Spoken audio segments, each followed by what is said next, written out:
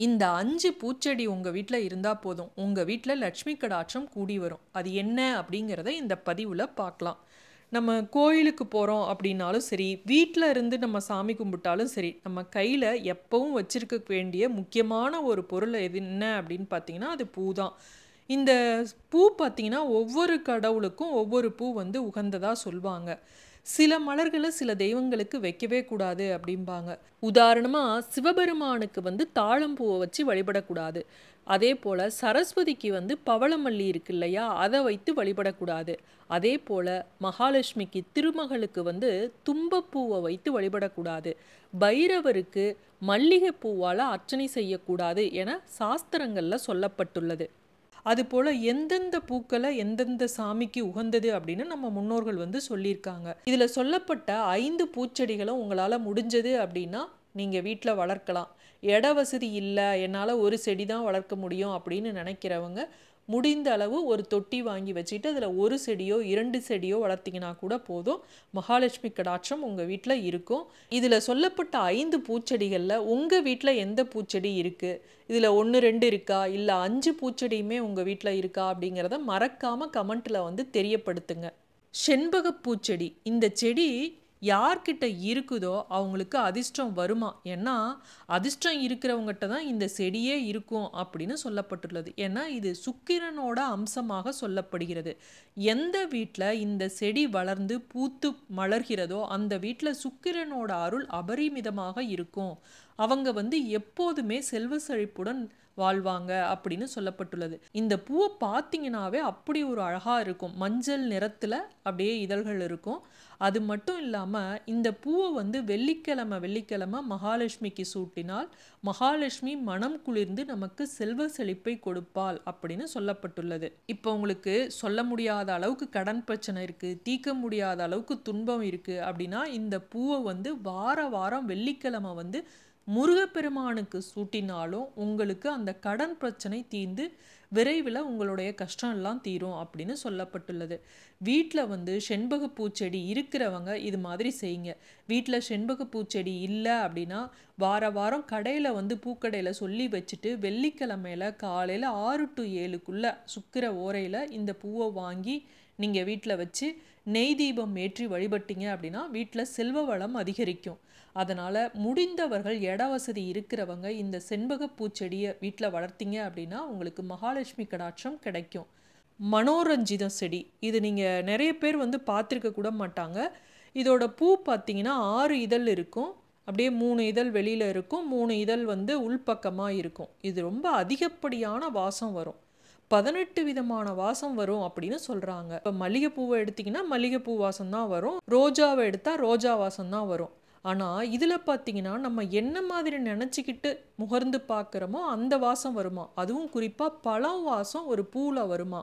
அதனால் இது லக்ஷ்மிக்கு மிகவும் உரிய ஒரு அபூர்வமான செடி அப்படின்னு சொல்கிறாங்க. இந்த பூ வந்து பச்சை கலர்லையும் இருக்கும், மஞ்சள் கலர்லையும் இருக்கும். இது நீண்ட தூரத்துக்கு வாசம் வருமா. இந்த பூச்செடி வந்து வீட்டில் இருந்தது அப்படின்னா செல்வ வளத்தை அதிகரிக்க செய்யுமா. அதே மாதிரி தொழில் செய்கிறோம் அப்படின்னா அந்த தொழிலில் ஏதாவது தடை வந்துக்கிட்டே இருக்குது, நஷ்டம் வந்துக்கிட்டே இருக்குது அப்படின்னா அதெல்லாம் நீக்கி நம்ம எதிர்பாராத அளவுக்கு நம்ம தொழிலில் வந்து லாபத்தை கொண்டு வந்து தருமா. குறிப்பாக எதிரிகளை வெல்லக்கூடிய அற்புதமான சக்தி வந்து இந்த செடிக்கு இருக்குது அப்படின்னு சொல்லியிருக்காங்க. அடுத்த செடி என்ன அப்படிங்கிறத நம்ம பார்க்கலாம். பவளமல்லி, இதை நிறைய பேர் பார்த்துருப்பீங்க. வெள்ளை நிறத்தில் இருக்கும், காம்பு பார்த்தீங்கன்னா ஆரஞ்சு வண்ணத்தில் இருக்கும். நல்ல மனம் நிறைந்த பூ. இரவுல தான் அது வந்து பூக்கும், பகலில் கீழே விழுந்து இருக்கும். பொதுவாக நம்ம கீழே விழுந்த பூவை வந்து கடவுளுக்கு வைக்கக்கூடாது அப்படின்னு சொல்லுவாங்க. ஆனால் இந்த பூவை வச்சு நம்ம வழிபடலாம் அப்படின்னு சொல்லுவாங்க. ஏன்னா இந்த பூ வந்து மரத்தில் நைட்டில் இருக்கும், காலையில் பார்த்தீங்கன்னா எல்லா பூவுமே உதிர்ந்துடும். சில பூ மட்டும்தான் அந்த மரத்தில் இருக்கும். இந்த பவளமல்லி பார்த்தீங்கன்னா ஒரு தெய்வீக மலராக கருதப்படுது.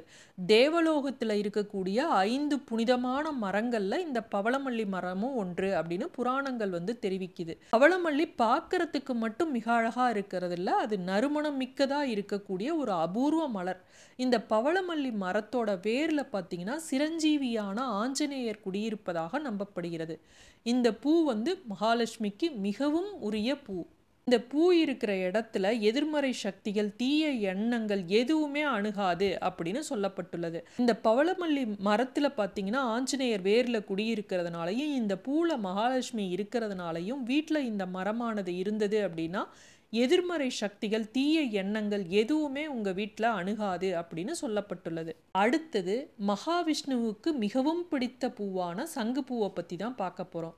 இந்த செடியை வீட்டில் வளர்த்தீங்க அப்படின்னா அதீத பலன்கள் கிடைக்கும் அப்படின்னு கூறப்பட்டுள்ளது. இந்த செடியில் இருக்கக்கூடிய பூ பார்த்தீங்கன்னா நீலம், வெள்ளையில், இளம் சிவப்புல இப்படி பல வண்ணங்களில் இருக்கும்.